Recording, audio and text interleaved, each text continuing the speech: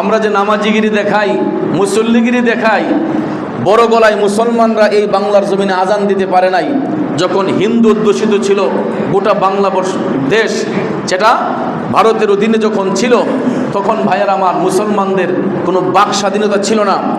বড় গলায় আজান দেওয়া যেত না, কুরবানির পশু জবাই করা যেত না। আজও পর্যন্ত আমাদের পার্শ্ববর্তী দেশ ভারতে গিয়ে দেখেন, একটা গরু কুরবানি করতে পারে না।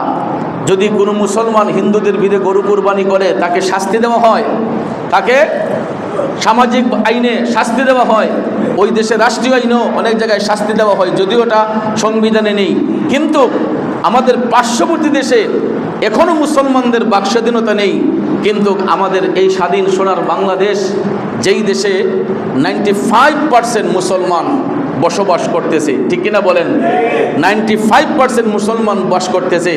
কই আজকে তো আমরা মুসলমানরা কোনো হিন্দুর ঘরে আগুন দিচ্ছি না, কোনো হিন্দু বাড়ি জ্বালিয়ে দিচ্ছি না, এবং তারাও আমাদের সঙ্গে এরকম কোনো খারাপ বিহেভ করছে না।